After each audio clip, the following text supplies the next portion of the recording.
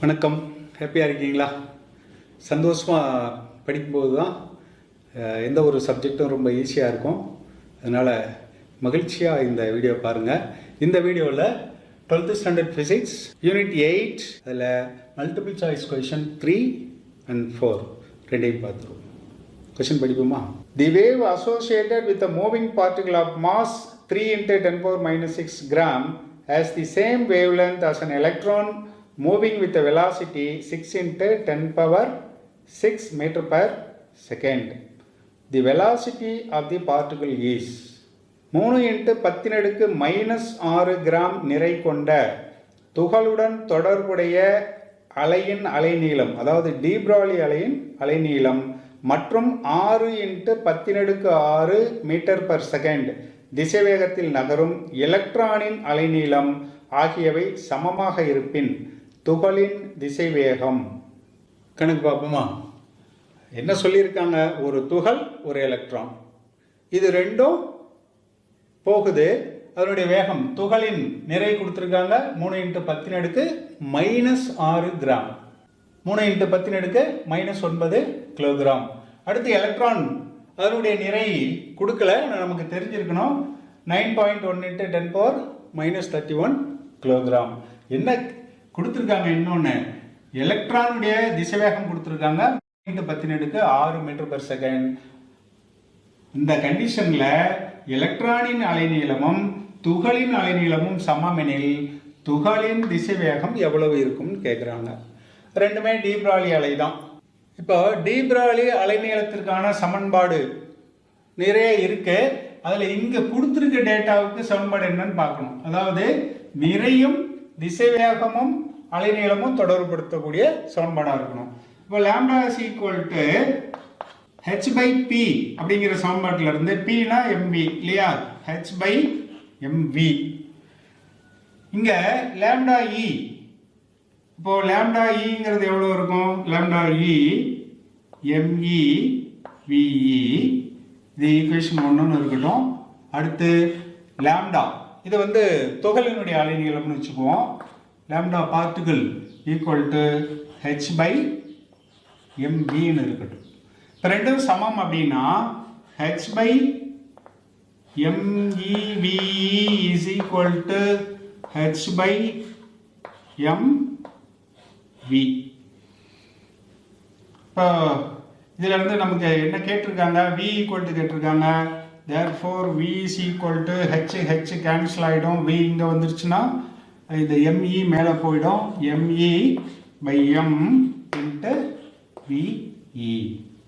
therefore substitute பண்ணிங்கன்னா v is equal to me எவ்வளவு? 9.1 × 10⁻⁻34 by m கொடுத்துருக்காங்களா?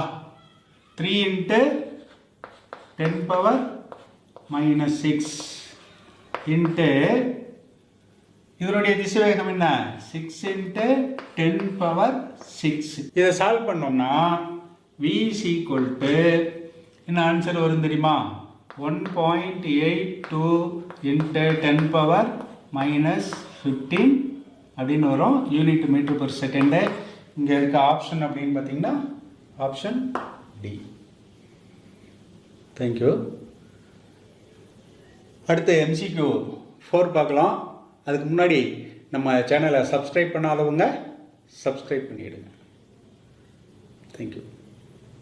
MCQ-4 பார்க்கலாமா? When a metallic surface is illuminated with the radiation of wavelength lambda, the stopping potential is V. General equation வந்து V0ன்னு போடுவோம். இங்கே V அப்படின்னு கொடுத்துருக்காங்க. If the same surface is illuminated with the radiation of wavelength 2 lambda, the stopping potential is V/4. The threshold wavelength for the metallic surface is lambda அலைநீளமுள்ள கதிர்வீச்சினால் ஒரு உலோக பரப்பு ஒளியூட்டப்படும் போது அதன் நிறுத்து மின்னழுத்தம் V ஆகும். 2 லாம்டா அலைநீளமுள்ள ஒளியினால் அதே பரப்பு ஒளியூட்டப்பட்டால் நிறுத்து மின்னழுத்தம் V/4 ஆகும் எனில் அந்த உலோக பரப்பிற்கான பயன் தொடக்க அலைநீளம் லாம்டா நாட் எவ்வளோன்னு கேட்டிருக்காங்க. இப்போ கணக்கு பார்ப்போம். முதல்ல ஒரு அலைநீளம் உள்ள கதிர்வீச்சு கொடுக்குறாங்க. அதாவது லாம்டா 1ன்னு வச்சுக்குவோம். அதனுடைய அலைநீளம் எவ்வளவு? லாம்டா இருக்கு. இப்படி கொடுக்கும்போது நிறுத்து மின்னழுத்தம் V, அதாவது V0ன்னு சொல்லுவோம் இல்லையா, அந்த V அப்படின்னு சொல்லியிருக்காங்க.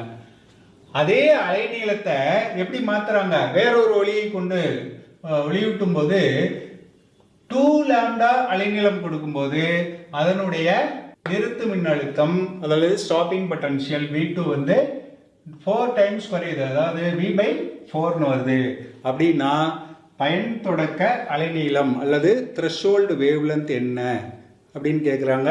இது ஃபோட்டோ எலக்ட்ரிக் எமிஷன்ங்கிறதுனால ஃபோட்டோ எலக்ட்ரிக் ஈக்குவேஷன் எழுதி சால்வ் பண்ணணும். எப்படி சால்வ் பண்ணலாம்? ஃபோட்டோ எலக்ட்ரிக் ஈக்குவேஷன் அப்படின்னா தெர்மியானிக் ஒர்க் ஃபங்க்ஷன் வரும், வெளியேற்று ஆற்றல், அதை கேன்சல் பண்ணணும். அப்போ இதுக்கு ஒரு ஈக்குவேஷன், இதுக்கு ஒரு ஈக்குவேஷன் எழுதி கூட்டி கழிச்சு பெருக்கி ஏதாவது பண்ணி சால்வ் பண்ண வேண்டியிருக்கும். பார்ப்போம்.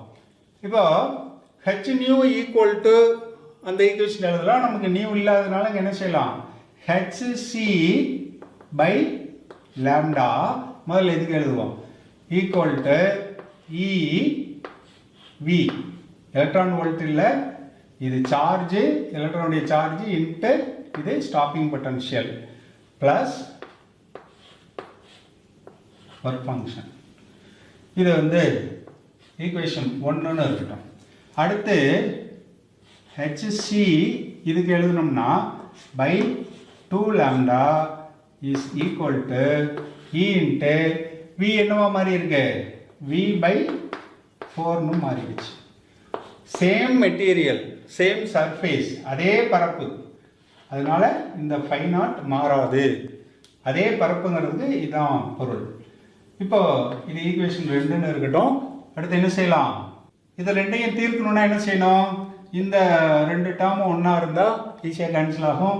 therefore 4ல் மல்டிப்ளை பண்ணுங்க. அதாவது ஈக்குவேஷன் 2 இன்ட்டு 4 போட்டிங்கன்னா என்ன வரும்? இது 2HC பை லாம்டான்னு வந்துடும். ஈக்குவல் டு இது 4ல் மல்டிப்ளை பண்ணுறப்போ E இன்ட்டு Pன்னு வந்துடும். 4 கேன்சல் ஆகிடும். ப்ளஸ் இங்கே 4ல் மல்டிப்ளை பண்ணுறப்போ 4π0ன்னு வந்துடும். ஈக்குவேஷன் 3. இப்போ என்ன செஞ்சால் இது கேன்சல் ஆகும் பாருங்க. 3ல் இருந்து 1 கழிச்சு பாருங்க. ஈக்குவேஷன் 3 -1 gives, இது 2 டைம்ஸ் இருக்குது, 1 டைம் இருக்கு. therefore HC பை லாம்டான்னு வரும். ஈக்குவல் டு இதுவும் இதுவும் கேன்சல் ஆகிடும். 4 - 1 ஈக்குவல் டு 3π0ன்னு வரும். ஆனால் φ0ங்கிறது என்ன? φ0ங்கிறது HC பை லாம்டா நாட். இப்போ இங்கே சப்ஸ்டியூட் பண்ணிங்கன்னா HC by lambda is equal to 3HC by lambda naught. நமக்கு லாம்டா நாட் தான் கேட்குறாங்க. லாம்டா இந்த HC கேன்சல் ஆகிடும். லாம்டா நாட் இங்கே கொண்டு வாங்க.